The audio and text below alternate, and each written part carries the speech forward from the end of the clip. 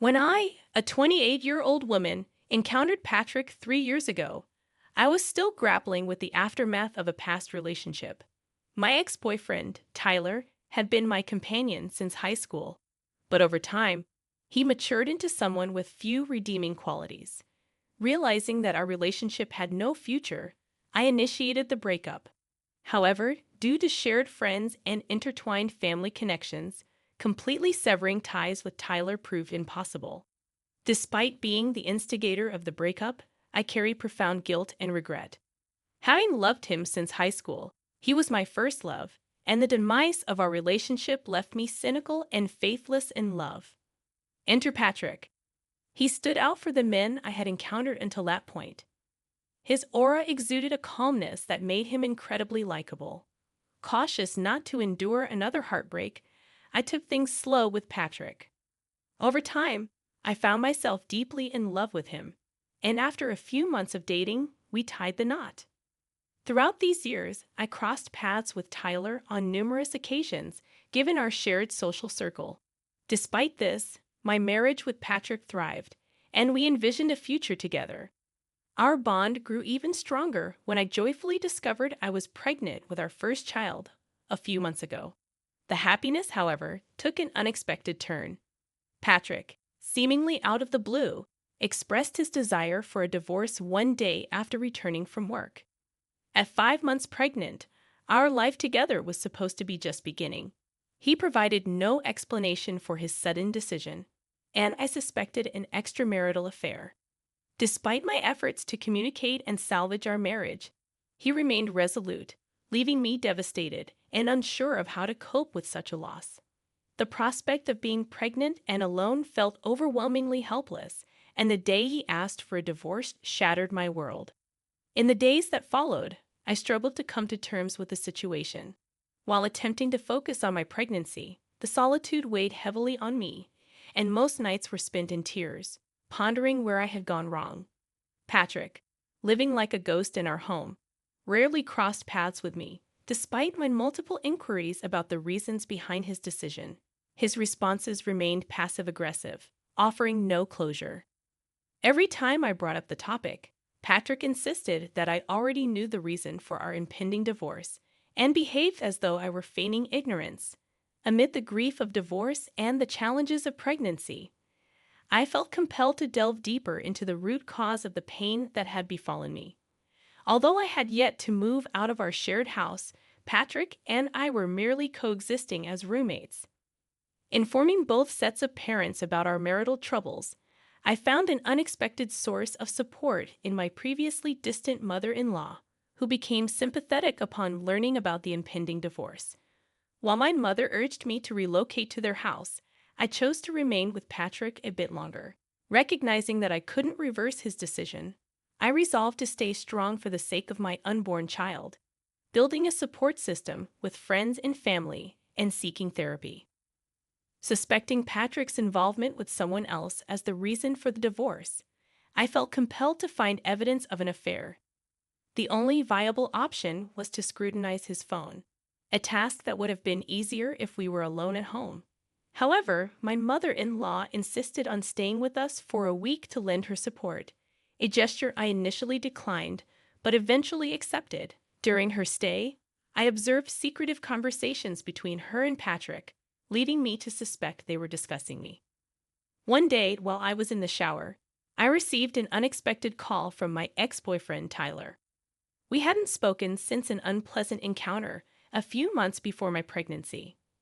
Curious about his sudden call, I contacted him, only to learn it was an accidental dial. Following my mother-in-law's departure, Patrick and I had our first heated argument, where he expressed feeling suffocated under the same roof as me. The timing of his outburst, coupled with my mother-in-law's sudden departure, raised suspicions about her potential role in Patrick's desire for a divorce.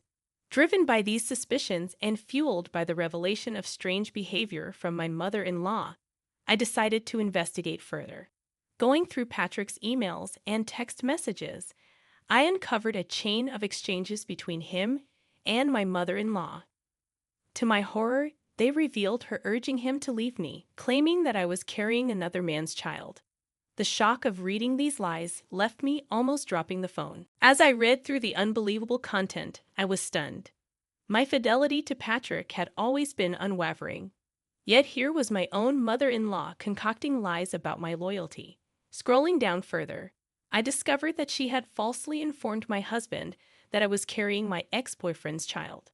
Despite Patrick's denial of these accusations, she went a step further and shared some photos of me with Tyler, taken during our last meeting at a cafe. I hadn't informed Patrick about the meeting because I knew he was empathetic and would have given Tyler money, something I wanted to avoid. To add to the deception, she shared screenshots of text messages between her and Tyler, where he admitted to an affair outside my marriage. My head was spinning, but realizing this was my chance to gather evidence, I continued reading. By the end of the conversation, I grasped that even the last missed call from Tyler was orchestrated by my mother-in-law. Confronting Tyler with what I had discovered, I learned that he had done it all for money. Shockingly, it was revealed that it was my mother-in-law's plan from the beginning. She had contacted Tyler when she learned that Patrick and I were trying for a baby, and, desperate for money, he agreed to carry out her wishes. Determined to outsmart my mother-in-law, I offered Tyler more money to side with me. I planned to confront her and reveal the truth to Patrick. Yesterday, I packed my bags and awaited my husband's return from work. When he arrived, I called Tyler and invited him to our house. Though Patrick was furious, I insisted he sit down and listen to Tyler. As Tyler admitted to the orchestrated plan and showed Patrick evidence, my husband broke down in tears.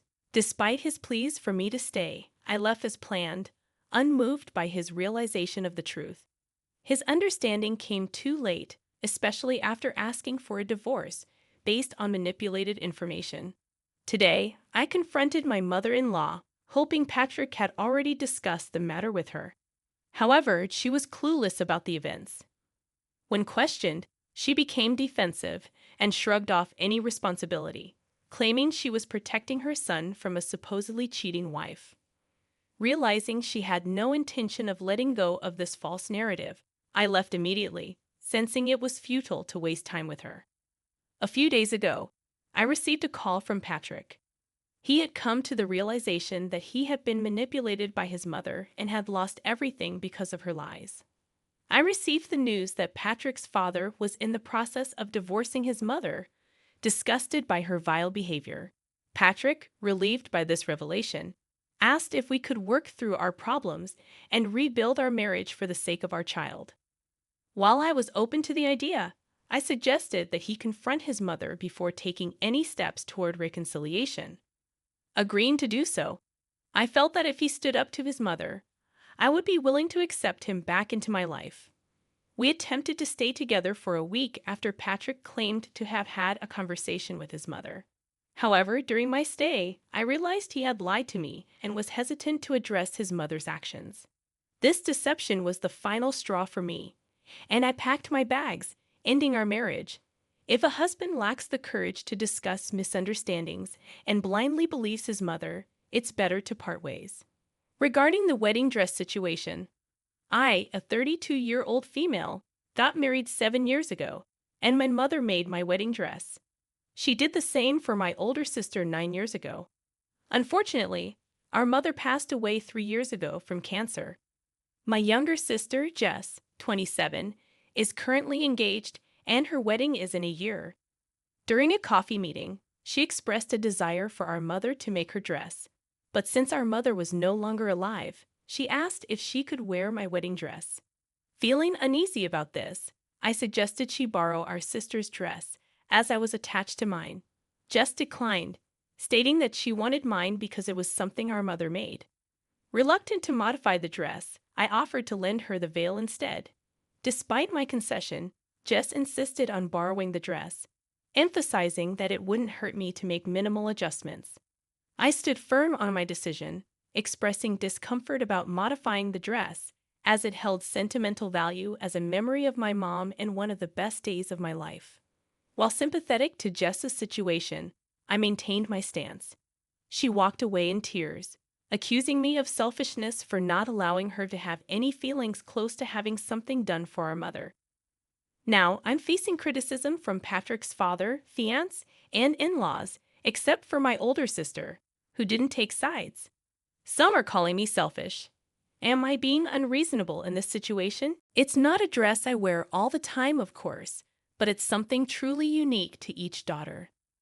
The three of us have flower names on my dress, and my older sister had details of our respective flowers. Modifying something so distinctive, entirely crafted by our mother, by allowing someone else to come in and alter it is really difficult for me. Someone pointed out that it should be lend instead of borrow. My apologies for the mistake. To not IO. I'm so sorry for both of you. She's right that it isn't fair that she won't get a dress, but you will be losing yours. I think the veil is a good compromise if your mother made that as well. Or do you have your mother's dress? I agree with not A. I would like to make a suggestion to you. OP. Could you and your older sister maybe get together and have a dress made for your younger sister's wedding? Include the flower details you mentioned and have it made to her liking. It might not be exactly the same, as it didn't come from your mom, but maybe if it was a gift from both of you, and your older sister loans her own accessories she wore at her wedding, it might be almost as good. It could be your gift to her.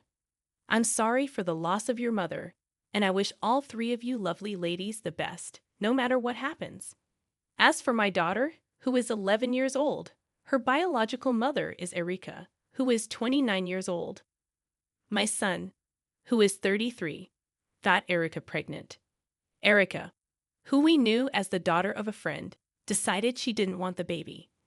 My son also didn't want the baby, and we offered to financially help Erika out if we could adopt the baby, as we had always wanted another child. But it never happened for us. We supported Erika by paying her rent for 2 years while she attended college. Fast forward 11 years, and unfortunately, we have a strained relationship with our son, as he doesn't want to be involved with our daughter.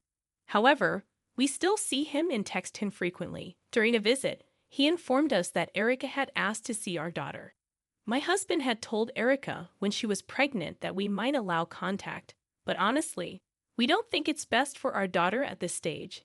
It would be confusing and upsetting for her. I explained to Erika that when our daughter is emotionally well enough, we'll tell her, but right now she's going through therapy for anxiety. My son thinks I'm in the wrong, and Erika, who now has a 2-year-old, believes that I'm being unreasonable. They both argue that our daughter has a right to know her biological mother. Furthermore, Erika's parents, whom I've known for over 25 years, are now refusing contact and spreading insults about us to common friends, claiming that they allowed the adoption, but Erika has a right to know her daughter. This wasn't a problem 3 years ago. During the previous instances when we dealt with this situation, Erika reached out to us, and at that time, we turned her down, explaining that we weren't comfortable with contact until our daughter reached adulthood. However, now suddenly, everyone seems to be losing their minds. Am I the one in the wrong here? Initially, I was considering going with Nadiejo until I read that your daughter doesn't even know she's adopted. This is a crucial detail that every adopted child should know from the beginning. Even if the adoption originated from a difficult situation, trust me, as an adopted child, finding out years later would be infuriating. It's better to tell her now before serious resentment sets in. Get her into therapy too. We all have to do things we don't want to do, but leaving out such a significant part of your daughter's life at her age is going to rock her world. Regardless, you're the one who is perceived as being in the wrong. Not for not wanting Erika to meet your daughter, but for the fact that your daughter doesn't know she's adopted. That was a misstep, as she may view this as being lied to her whole life. I recommend discussing this with her therapist to determine the best way to break the news. It sounds like you can't rely on the people in the know to keep this information from her, and it will be 1,000 times worse if someone else tells her first. As for my situation, I, a 28-year-old male, have 2 friends, Dee, a 27-year-old female, and Tommy, a 29-year-old male.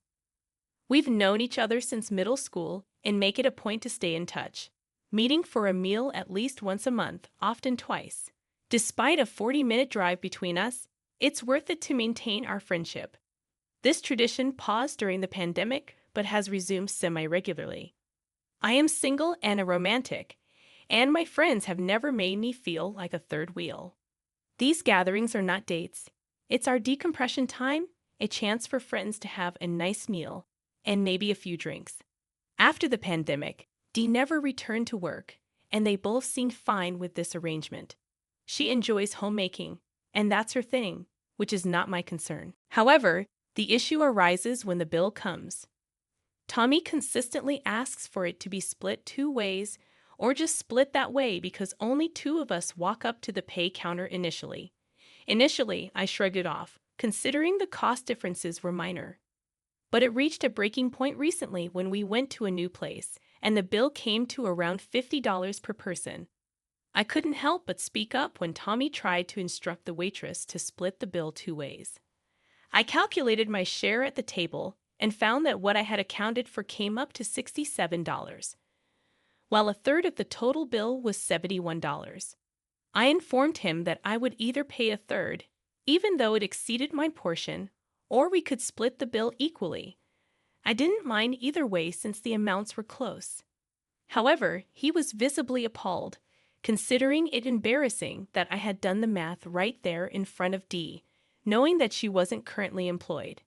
He made a pointed remark about how I earned more than her anyway. In response to his remark, I said something that perhaps I shouldn't have, pointing out that I'm not the only one married to her. So why should I subsidize her unless she's coming home with me half the time? I paid my portion and left. Now, he's incessantly texting me about how I embarrassed him in front of his wife, insisting that I should have handled the situation more like a man and split the bill between the men, as it's the proper thing to do. As I reflect on the situation, I realize this has been happening since college. He and I would split the cost, and she would tag along too. While I acknowledge I may be in the wrong for what I said, I also question if I erred in settling the bill in front of her. She's known me just as long as he has, and maybe I should have deferred and resolved it later. He's been accustomed to getting away with this for so long that he now expects it. Clearly, splitting the bill evenly when there are 3 people doesn't make sense. It's perplexing how something like this could embarrass him in front of his wife. Regardless, I've realized that this pattern is obnoxious, and I shouldn't be paying for half when people take advantage, especially in situations where the meal costs vary significantly. This practice may work for close friends or family in the long term, but it doesn't apply here.